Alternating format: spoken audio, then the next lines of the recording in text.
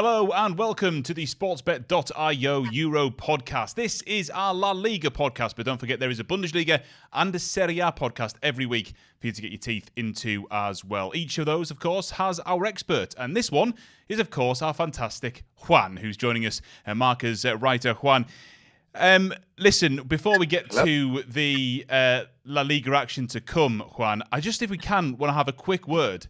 We're recording this on Wednesday morning. Now, last night, Tuesday evening, in the Champions League, there was an absolutely remarkable game between Real Madrid and Borussia Dortmund. To be fair, most games between Real Madrid and Borussia Dortmund over the history have been pretty good. Dortmund 2-0 up, and then a complete collapse, Real Madrid winning 5-2. I just wanted to get your thoughts on that game, and the thoughts of people in Spain and Real Madrid fans, because they shouldn't have been 2-0 down, they were poor, and then they battered them. Yeah, we were watching the game on the office, and we had people, of course, in the stadium. And the sensation here in Madrid was that, Real Madrid, if they score the first goal, Real Madrid was going to overcome. Yeah. I think people already expect this kind of behaves of Real Madrid, this kind of collapse. And we were waiting for the first goal. We all knew that Real Madrid was going to overcome. I mean, we all knew it. And of course, it was even more than we expected, because we expect like 3-2 in the last minute, but we didn't expect these 5 goals. But absolutely historical overcome. What a hat trick of Vinicius. People here in Madrid is asking more and more day after day the golden ball for Vinicius. I think on Monday he will have it for sure. And even after this hat trick, is more deserved. Yeah, absolutely remarkable. And we do have the Ballon d'Or coming up very shortly indeed. He has been incredible, and he's still, 9 years old? He's got a long old career to come yet as Vinicius, and it's going to be fascinating. We are going to talk Real Madrid, Barcelona. The Classico this weekend is upcoming. I want to finish with that, though. So we're going to bounce around the timetable of La Liga a little bit. So just do keep an eye on when these games are kicking off. We'll let you know as well. And again, this is a Wednesday morning recording. We have got a raft of Champions League games to come this evening. We'll start with Valladolid against Villarreal, though. Villarreal, obviously a brilliant season so far. They've slowed down and got a little bit flatter of late, but they're taking on a Valladolid side who, I mean, you could argue, maybe starting to look a little bit better, but are still in a lot of trouble. Yes, I mean, I think Valladolid, even if he wins one match every 3 weeks, I think they are they will be in the fight for not being relegated. So right. I think Villarreal is clear favorite. I think they're doing really quite well season. Even they are candidates for the Champions League. So I will expect a victory of Villarreal, because Valladolid, they are surviving every game. Maybe they will win once, maybe they will draw once, but I think they are surviving every game. And their people is really against Ronaldo, against the owner, and also against the coach Petzolano. So I think it's a difficult ambience for Valladolid to play at home. And Villarreal will be very fired up, won't they? Because they'll feel very angry and aggrieved about the way that they eventually didn't beat Getafe the other day. Obviously, a very, very late penalty. Albiol, the guilty party in the situation. What did you think of that penalty? And really, will that fire Villarreal to win this, do we think?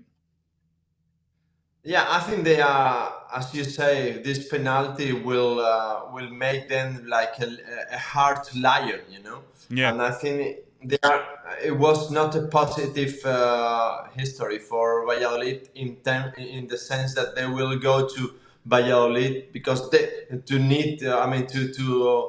drop one to at least 1 or 3 points, because they need it. So I think this penalty was a real a small tragedy for Villarreal because of this the last minutes and so on, and not very good news for Valladolid. No, but it's a really interesting game. That I think another interesting game is at the Villarreal as Real Betis take on Atletico Madrid. This is on Sunday. This game, Atletico third in the league, bobbing along quite nicely. Obviously, very comfortable victory over Leganes. But Real Betis, I should say, whenever they play at the Villarreal, that is a tough ground to go to. Yeah, I mean, Betis is not in their best performance. That's true. They are in a very irregular situation, very irregular season so far. I think Pellegrini still has to find his way in this season. A lot of injured people, including Isco. So I mean, but as you say, Betis in Villamarín is a different thing, and I think they grow up a lot against the big teams. Yeah. And I expect a not very easy game for Atletico. You have to remember that Atletico is 7 points behind Barcelona. So if they wanna win this league, they cannot defeat anymore any other game because Barcelona is winning everything. And I suppose maybe in Atletico's favour as well is that Real Betis play in the Europa League on Thursday, don't they? So it's one less day's rest, whereas obviously Atletico have Lille this Wednesday evening. So that helps a little bit as well, doesn't it? Yeah, I mean, that helps. This is a real polemic always in Spain. Who is playing before, who is playing afterwards, This, I think one day is you can consider normal, but sometimes teams play like 2 days before than the rival, than the enemy. So that's a great advantage. And well, it's one day. It's not like Atletico plays on Tuesday and Betis on Thursday. But anyway, it could affect, yes, of course. Now, let's head to a game that we've got quite an interesting recent form line from, which is Mallorca against Bilbao. Now, firstly, Mallorca having a much better season than I think many people thought they would have. But at the same time, they were Copa del Rey finalists last year against Athletic Club, against Bilbao. That one, of course, in the end went to Bilbao on penalties. I think this is a really interesting game, Juan. Mallorca are really surprising me at the moment. Yeah, I mean, to me, it's really the surprising thing so far. I was in that final. I thought, when Javier Aguirre, the Mexican, went away from the bench of Mallorca, I think Mallorca is gonna suffer a lot. Yeah. But not. I mean, they are doing a really strong season so far. They won a lot at home. They have recovered Murici, which is really important for this game. This striker. So difficult match to predict. I will say that Mallorca is favorite, but because they play at home. But it's gonna be difficult for both. And I suppose we go back to the fact that Mallorca don't have any midweek football, do they? They're not in Europe this year. They've got nothing to play. Whereas obviously Bilbao have Slavia Prague, I think, is Athletic Club's game. Slavia Prague on Thursday. So I suppose that is a big arrest, I suppose. Yeah. I mean, this is a much a good difference. I mean, Mallorca doesn't play in Europe. Athletic has to concentrate in Europa League because they wanna win this Europa League. It's not like a rest competition for them. They wanna win it. So I think in this case the difference is quite a lot. And Mallorca also is with Arrasate is also a very physical team. So they don't lose. They fight for every ball. So it's gonna be difficult for Athletic. Yeah. Absolutely, I'm with you, Juan. I think Mallorca are favourites for this game, and I with 4 wins from 5, their form is better than that of Athletic Club. It to me looks like a great way to go. Now, let's get going. We have got the Classico. We have got Real Madrid against Barcelona on Saturday. So we're going back in time here because that Mallorca game is on Sunday. But I wanted to finish with this because you should finish on a high.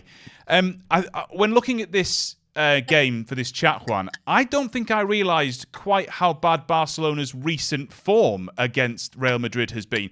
There's been a couple of sort of friendlies that they've managed to win, or games that are perhaps not important, but actually Real Madrid have been flying in these Clásicos of late.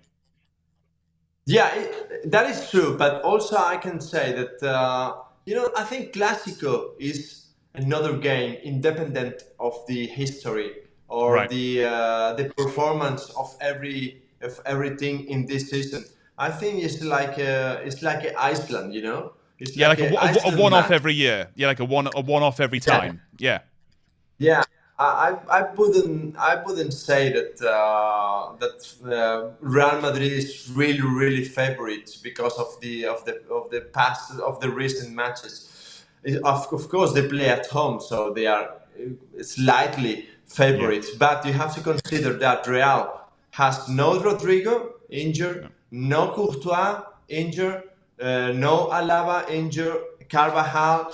So they have a lot of absence, and Barcelona is recovering players, a lot of players like Gavi, Yeah. etc. So I will say that it's a match in which it's gonna be very important who scored the first. Yeah. If Real Madrid score first, I wouldn't. I mean, I will say that they will win. If Barcelona score first, difficult for Real. But it's the Classico. Everybody's expecting Yeah. this game, so we will see what happens. I am honestly. I obviously I love these games. What's Madrid like on a Classico match day? Madrid, you mean the city Yeah, the or city. Yeah, the city. Yeah, what's it? I've not been yeah? to it. Yeah, I mean the city is like there's like a special ambience, Mm. Maybe the city itself is even more dressed, let's say, in a derby because Yeah. it's Atletico is the team from the city, but the Real Madrid Barca has more Right. international Yeah. ambience, like everybody's from abroad is asking you for the Clásico. Of course, it's very follow here in Spain, but in Madrid. But if you go on Tuesday or Wednesday or Thursday to Bernabeu Stadium to this area, you can already smell Ah. the Clásico, no? So people is surrounding Bernabeu. Of course, people is asking you a lot of tickets today. Like 5 minutes ago, somebody from Mexico asked me for a ticket. I say, okay, I have a ticket, but if you pay 500 euros, I have a ticket. And maybe he will pay. So people is crazy about this Yeah. Clásico. I have some friends with tickets because they are membership of Real Madrid, and Right. they sell their ticket for Wow. 600 euros. It's a lot. So It's so so you, amazing. you either go to the game or you make a fortune off not going to the game. That's a perfect situation, really. Yeah. You might go or not, or sell I've your got to ticket, go. but I've never been. yeah. I've got to go. I mean, just going back to the match, one thing I wrongly had in my head was the amount of red cards and bookings in these games. But actually, over the last few years, there's only been one red card in matches between these two Yes. sides. Yeah, that was more in the Mourinho Guardiola era. Right. In these times, there was a lot of polemics between the coaches. So this affect to the field. I remember this red card with Pepe against Pepe Mm. because he tackled Dani Alves. So I remember this Yeah. era, like a lot of polemic situation. But now I think now it's fine. I mean, Ancelotti is very cool guy, Yeah. cool person in this Clásico. Hansi Flick doesn't talk Spanish, so he doesn't realize about what is going Yeah. around in the media. So I think it will be a quite normal game in this sense. I'm gonna try and pin you down to a result here, Juan. You've said that Ooh. if Real Madrid get the first goal, you think then Real Madrid win, fine. But what do we think the score is going to be? I will say 3-2 for Real, Yeah. and they will be both leader of the competition with 17 points. So I will say 3-2 for Real. 3-2 for Real Madrid. Barcelona, of course, by the way, have Bayern Munich in the Champions League this evening, this Wednesday night as well. So there is that fascinating game to come too. Juan, whether you go or whether you make a fortune from tickets or however you plan to do the Classico, I am very jealous that you will be in the vicinity of it. Thank you so much as always for your time. We will speak to you ahead of the next round of La Liga fixtures.